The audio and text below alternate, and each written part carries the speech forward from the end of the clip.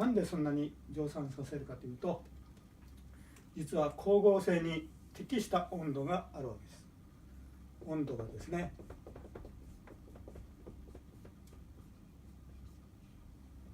普通日本の植物ではですね、だいたい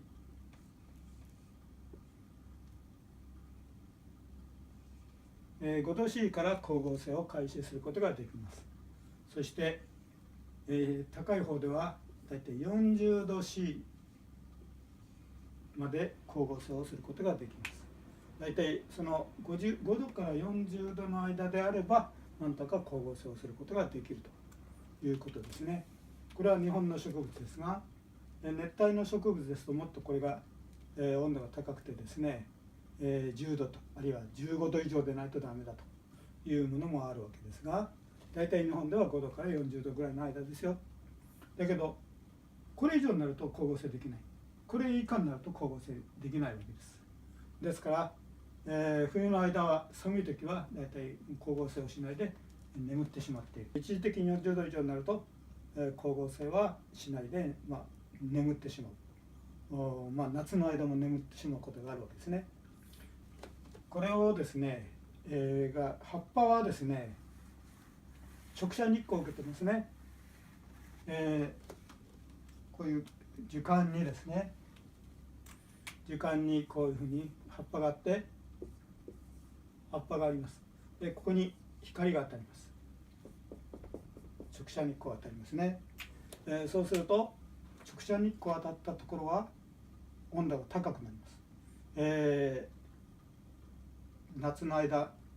光にさらされている小石なんかを拾ってみるととても暑いですね。やけどしそうなぐらい熱くなっていることがあります。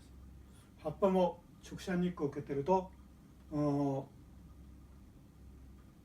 っぱがどんどん熱くなります。そうすると、気温が40度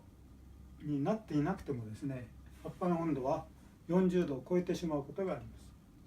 そうすると光合成できなくなってしまうんですね。逆に温度が40度を超えてしまうこともあるわけですね。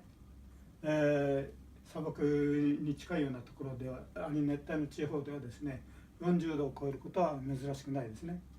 そういう状態になると光合成できないんですが、毎日そういう状態がずっと続いちゃうと植物は光合成できないことで死んでしまいますから、なんとか光合成をしたいわけです。するためには葉っぱの温度を下げる必要があります。どうしたらいいか、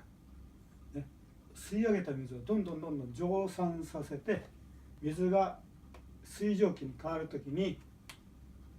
気化熱ということで表面が下がるわけですね。皆さんが、暑いで水をかぶ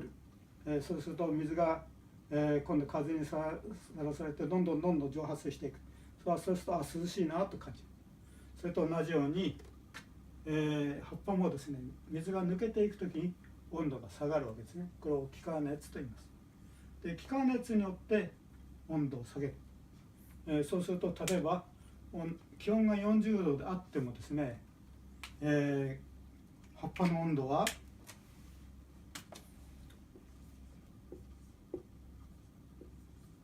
25度から30度ぐらいになっていることが多いわけですね。この25度から30度というのが重要で、光合成にとって最も適した温度なんですね。ですからこの範囲を維持すると植物は盛んに成長できる。夏の間でもどんどん、成長できるのは、実はこうやって盛んに蒸散することによってですね、葉っぱの温度を25度から30度に維持してるんだよということですね。だけれどもそれをするためには土壌に土の中にたくさんの水がないとできません。ですから砂漠のような国だと蒸散できないから眠ってしまうわけですけれども、日本のような雨が多いところでは水が豊かにありますから、夏の間でも眠らずにどんどん成長することができると、こういうわけですね。